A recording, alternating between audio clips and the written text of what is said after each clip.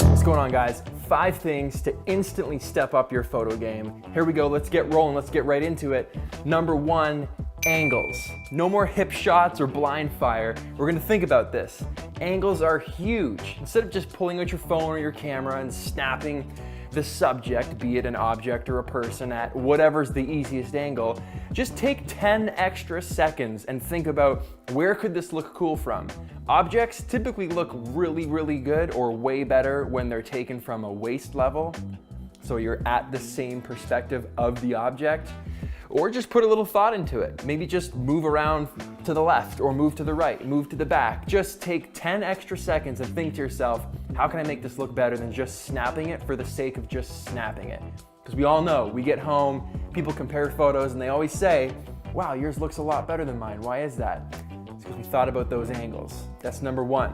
Tip number 2, shoot through something. Instead of just taking a shot, maybe dangle something in front of the lens a little bit.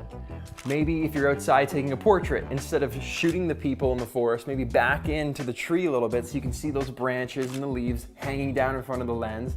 It gives you bokeh, gives you nice out of focus elements, and it adds that extra to the photo that is otherwise missing if you didn't do it. Maybe shoot through the handle of a mug. Take 2 playing cards, hold them up to the lens, shoot through that.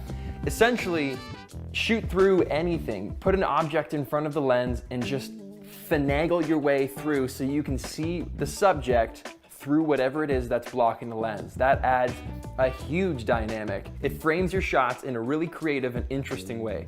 Give that one a shot. Pun intended. Number 3, think opposite.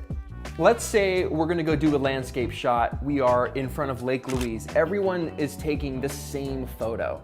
If there's 100 people there, your photo might be better, it might be better lit, but for the most part, the composition of Lake Louise from those 100 people isn't gonna differ very much. And this doesn't just have to do with landscape photos, it can do with, let's say you're taking a picture of a deck of cards, or maybe you're shooting a smartphone, maybe a book, maybe a pair of boots, it doesn't matter, it could be a living room.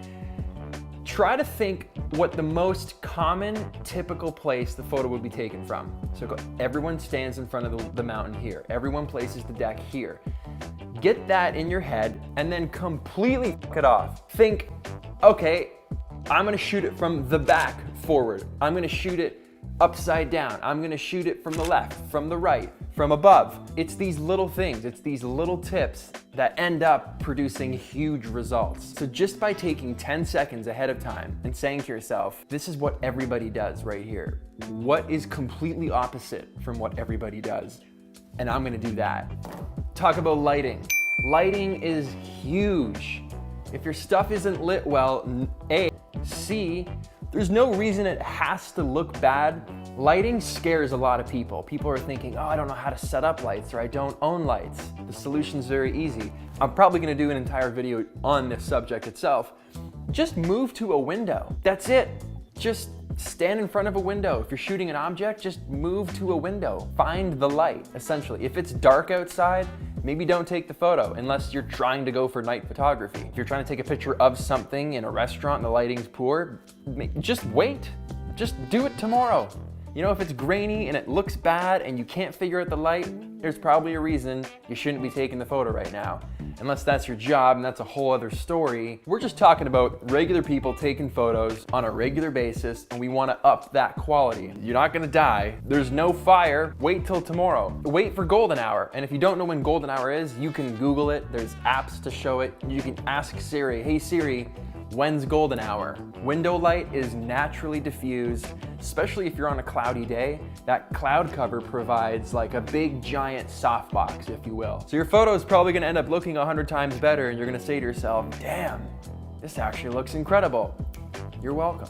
Number 5, placing objects into the frame that help tell the story. Maybe it's people, maybe it's something, maybe it's different objects. Let's say we're gonna take a picture of a deck of cards. We're putting it on a table. It's kind of boring by itself. So maybe we add a laptop. Now we're gonna add a cell phone. Maybe we'll throw a sweater in there and a mug. Those things are just creeping into the corners, but that provides an atmosphere now. The picture's much more interesting. It's not focused on just the laptop. It's not focused on the sweater, and we've made that very clear by keeping those things to the edges. They're not the focus points. The deck of cards is the focus point. But we've added these extra elements to just create more of a mood, more feeling, more of a story in this photograph, and it took an extra 10 seconds to just drop these things in. You'll notice that a lot of these tips, all these things are very, very basic tips, but will elevate your photography, be it with an iPhone, be it with a DSLR, be it with an Instax camera, whatever. They'll make your photos better. So try them out. I think you're gonna get some mileage out of it.